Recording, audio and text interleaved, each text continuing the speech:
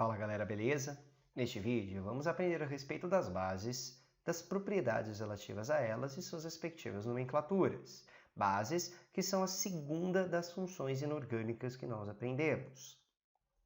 Da mesma forma que Arrhenius definia o que era ácido, a definição de base também depende muito de qual cientista estamos falando.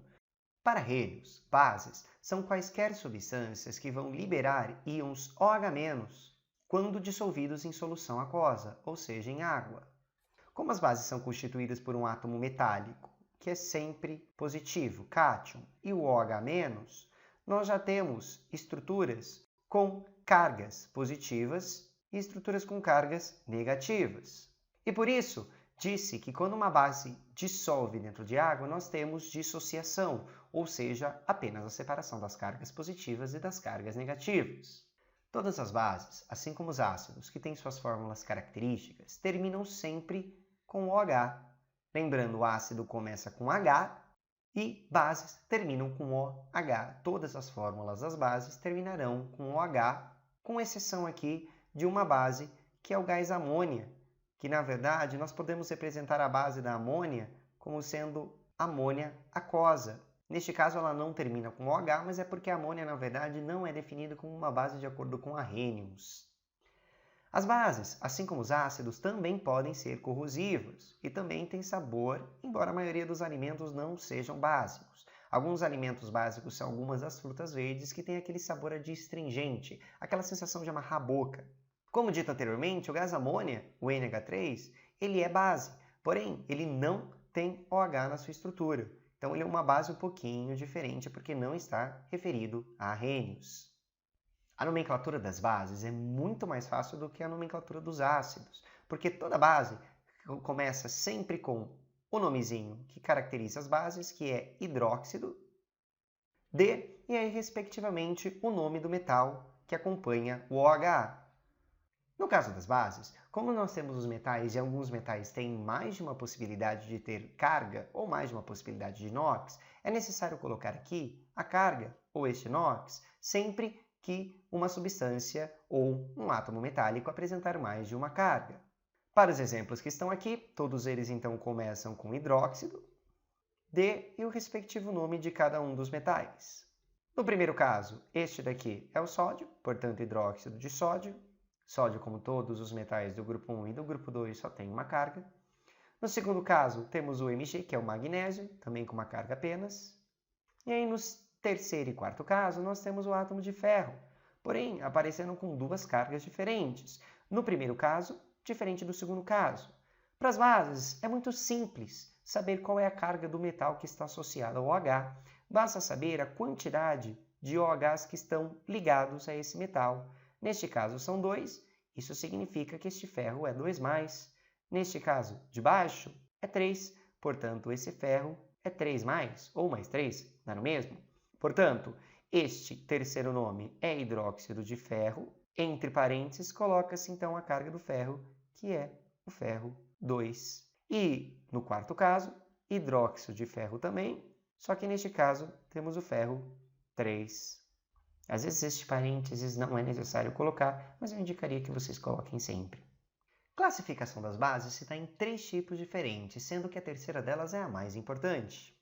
No primeiro caso, nós classificaremos as bases de acordo com o número de OHs que são possíveis de serem dissociados.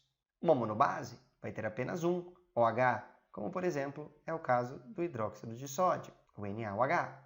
No caso de uma dibase, nós temos então 2 OHs associados, como por exemplo todos os hidróxidos do grupo 2, como por exemplo o hidróxido de magnésio. Uma tribase, 3, como por exemplo acontece com o hidróxido de alumínio, e assim por diante, tetra, pentabase. No caso da solubilidade, as bases são divididas em basicamente bases que são do tipo solúveis, bases que são pouco solúveis e bases que basicamente não são solúveis em água, não se misturam em água. As bases que são muito solúveis são todas aquelas bases do grupo 1, da tabela periódica. Por exemplo, aqui está a base com lítio, a base com sódio, a base com potássio, e assim por diante, é só verificar na tabela periódica quais são os metais do grupo 1. As bases pouco solúveis são as bases do grupo 2. Aqui, por exemplo, está o magnésio, o cálcio, o estrôncio e assim por diante. De novo, só verificar qual é o grupo 2 da tabela periódica. E por fim, as bases insolúveis são todas as restantes.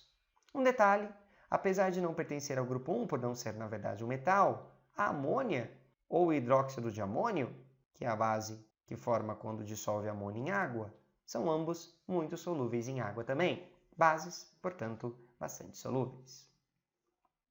Por fim, a classificação mais importante das bases se refere em relação às suas forças, ou seja, depende muito aí da quantidade de OH que vai ser dissociado e da característica também de cada molécula.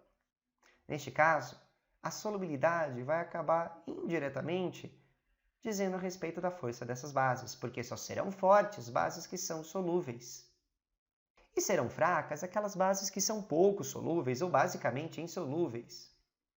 Basicamente, nós temos todas as bases fortes sendo as bases formadas pelo grupo 1 e grupo 2 associado ao OH, e a base fraca, basicamente todas as outras, inclusive o hidróxido de amônio ou gás amônio, que apesar de serem muito solúveis, formam bases fracas. Aqui também é importante dizer que, apesar do magnésio pertencer ao grupo 2, o hidróxido de magnésio é considerado uma base fraca, tanto é que ela é utilizada para diminuir a acidez do estômago. O leite de magnésia, embora não seja tão comum hoje em dia, mas antigamente utilizava-se bastante o hidróxido de magnésio, que é uma base que neutraliza a forte acidez do estômago em algumas situações. Essa é uma base fraca, porque apenas bases fracas podem ser consumidas. As bases fortes serão perigosas demais a serem consumidas.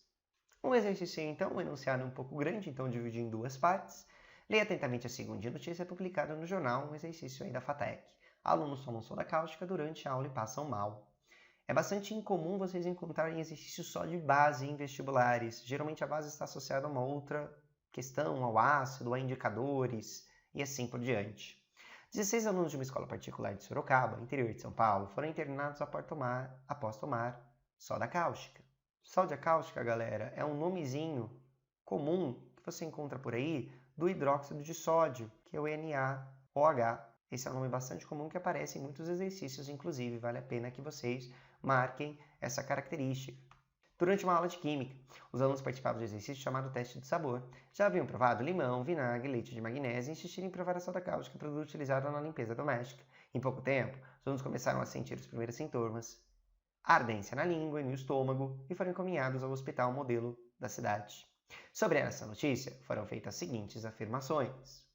Os produtos ingeridos pelo aluno, limão, vinagre, leite de magnésia e soda cáustica, são todos ácidos. Então vamos lá. Já disse anteriormente para vocês que a soda cáustica é o hidróxido de sódio. Acabou, porque só por ter OH no final da fórmula nós temos então uma base, já não é ácido.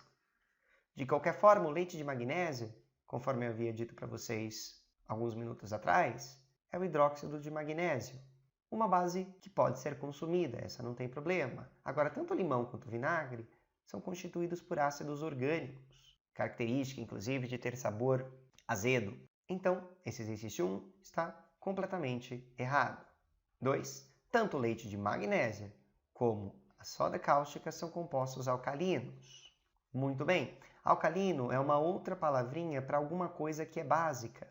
Básica no sentido de ter uma base, ou seja, soda cáustica e hidróxido de sódio legal, certinho, é um composto básico alcalino, e leite de magnésia também tem OH na fórmula, portanto é uma base ou alcalino, no caso o 2 está correto. No terceiro caso, a soda cáustica, o hidróxido de sódio, é uma base forte. Aqui ele já entregou para a gente que soda cáustica é hidróxido de sódio, então ajudaria aí a rever o 1, caso você tivesse dito que ele era verdadeiro. É uma base forte. Já o leite de magnésia, que é uma suspensão de MgOH2, é uma base fraca. Isto ajuda a entender porque o leite de magnésia pode ser ingerido, enquanto a soda cáustica não. Perfeito! Só pode ser consumida uma base que não vai causar grandes problemas para o seu organismo, e bases muito fortes são muito corrosivas e muito perigosas. Portanto, soda cáustica não pode ingerir, mas hidróxido ou leite de magnésia é possível ingerir. Portanto, o terceiro também está correto. Temos o 2 e o 3 como correto, que dá o gabarito do item D. Beleza? Valeu!